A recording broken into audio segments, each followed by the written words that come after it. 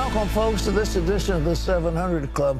Millions of people are fleeing Venezuela. There's a water shortage, and the president, Guaido, has got to take baths out of buckets. It is a tragedy of major proportion, and the Dems are lining up in Iowa and beginning to shoot at each other, and we'll see what that happens. But there was good news on the border because the president said, I'm not going to exact those tariffs about Mexicans. 6,000 Mexican troops are now headed for the border with Guatemala to stop the flood of immigrants to the U.S. And the Mexican government has moved quickly after President Trump threatened to impose tariffs on Mexican imports. But as Amber Strong reports from Washington, Democrats say the agreement, quote, as usual, no big deal.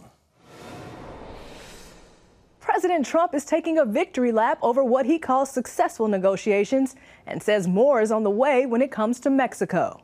The president tweeting Monday, "We have fully signed and documented another very important part of the immigration and security deal with Mexico. It will be revealed in the not-too-distant future." But his critics say when it comes to Friday's agreement, there's nothing new. How much of this is new?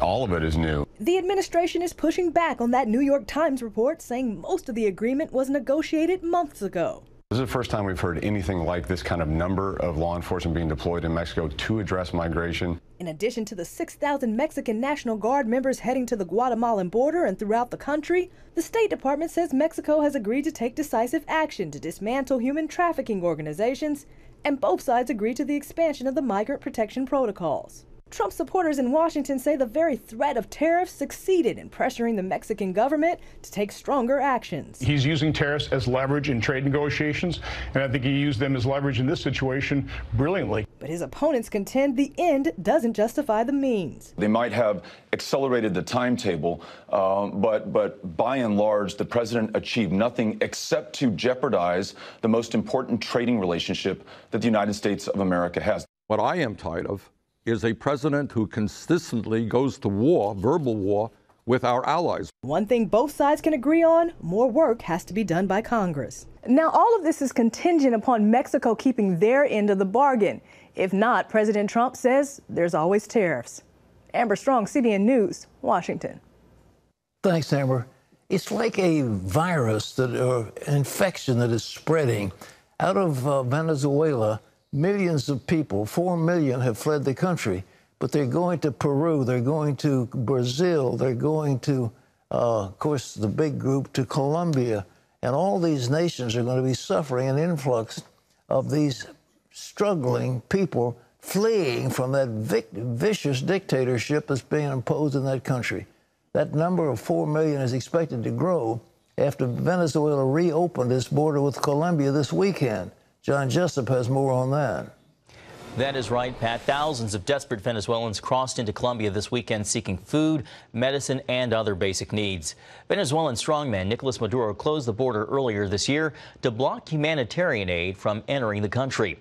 Under Maduro's socialist government, the economy has collapsed. For months, Venezuelans have been dealing with power outages, hyperinflation, and water shortages. And according to the United Nations, Pat, more than 4 million Venezuelans, as you said earlier, had fled the country seeking help.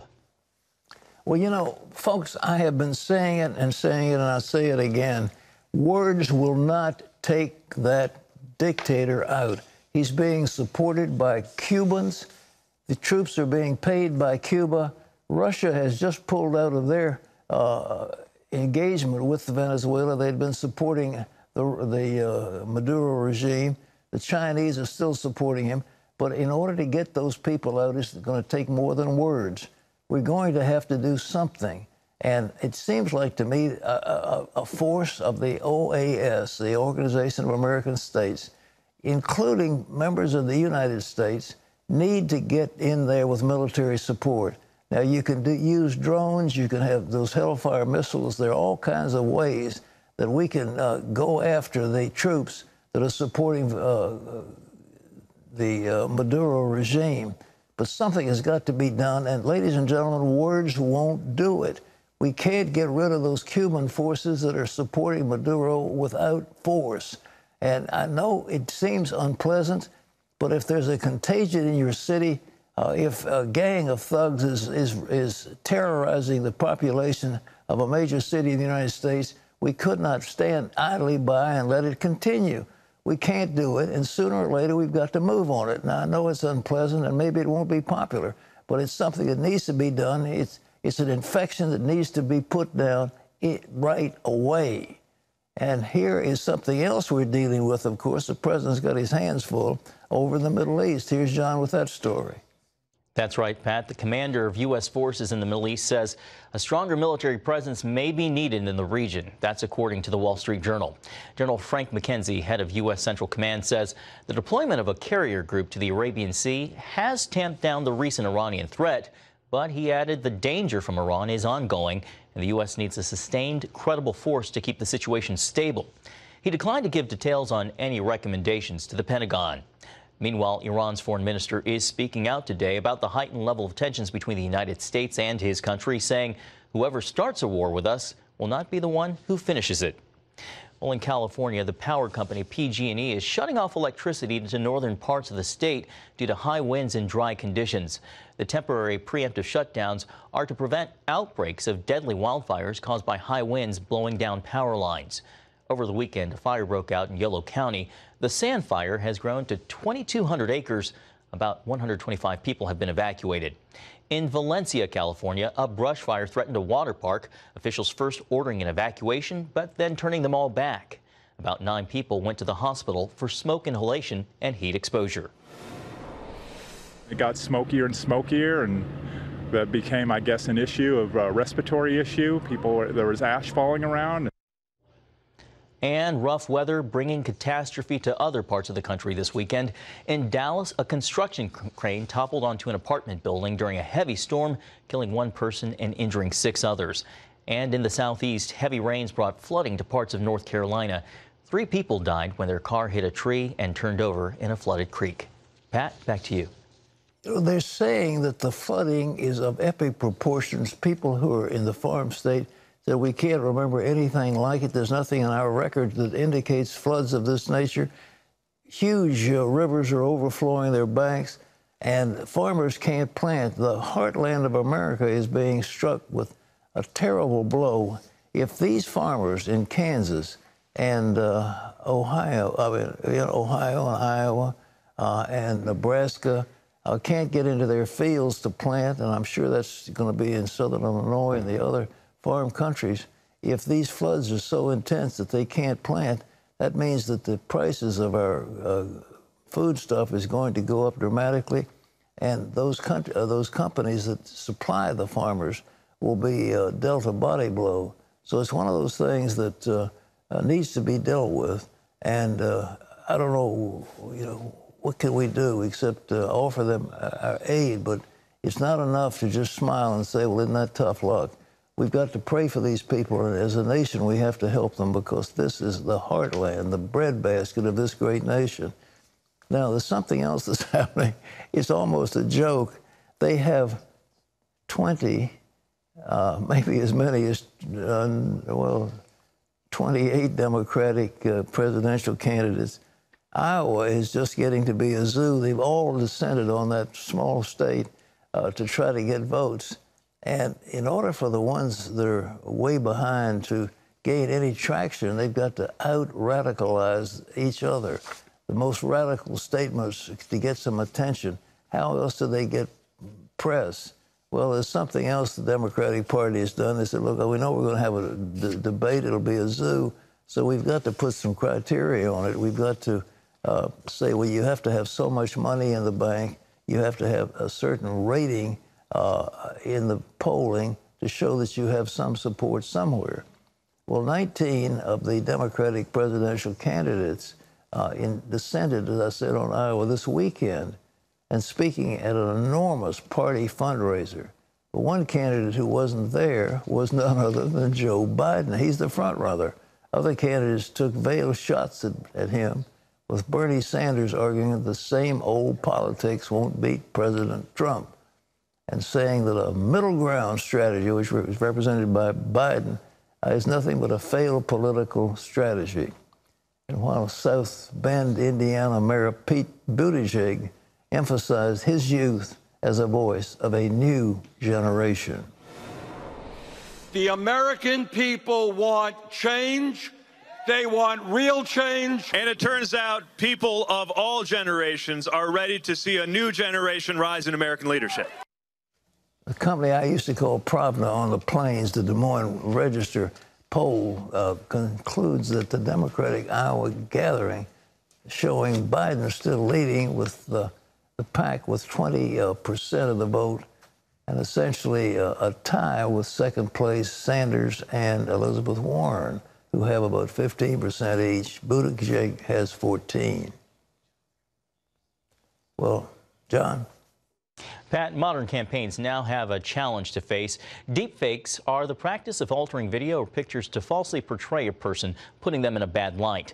A recent check of the campaigns by the media group Axios found none of them are prepared to deal with this new version of fake news. As we saw in a recent video of Nancy Pelosi, this kind of attack is all too real. CBN national security correspondent Eric Phillips reports. Over the last couple of years, the term fake news has become almost a household phrase used by those on both sides of the political spectrum. Now, so-called deep fakes, like the ones you're about to see, bring a whole new dimension to fake news. This president of the United States. Look at this soundbite from a clip of House Speaker Nancy Pelosi. It was posted on the Politics Watchdog Facebook page hours after a contentious meeting with President Trump. And then he had a press conference in the Rose Garden with all this sort of visuals. Now look at a different version of that same bite. And then he had a press conference in the Rose Garden with all this sort of visuals. The difference is because of editing in the first version that slowed down the video and simultaneously adjusted the pitch of her voice to make her seem sluggish. It prompted comments like this one.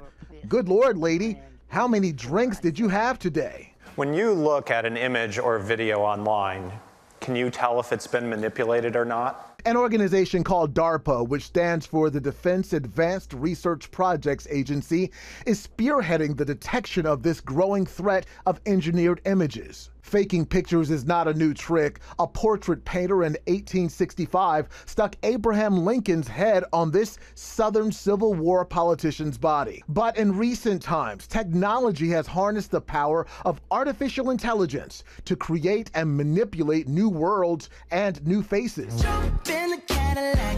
The ability to synthesize dance patterns is one thing. But the folks at DARPA say what's at stake is something much more sinister. We need to be more vigilant with what we trust from the internet. It's why DARPA is racing to keep pace as the technology behind artificial intelligence engineered video accelerates at breakneck speeds. Rhetoric and tricks are only expected to ramp up the closer we get to the 2020 election. DARPA hopes to uncover some of these deep fakes so that voters won't go to the booths and cast their ballots based on misinformation. In Washington, Eric Phillips, CBN News. Thanks, Eric. Hong Kong's leader says her government will go ahead with proposed amendments to its extradition laws, despite the protest of hundreds of thousands of people who marched through the central part of the city Sunday. The amendments would allow Hong Kong to extradite people to mainland China to face charges. The legislation has been widely criticized by human rights groups and business associations. Opponents say defendants in the Chinese judicial system won't have the same rights as in Hong Kong. Some warn that China would use the measure to go after its political opponents. Pat, back to you.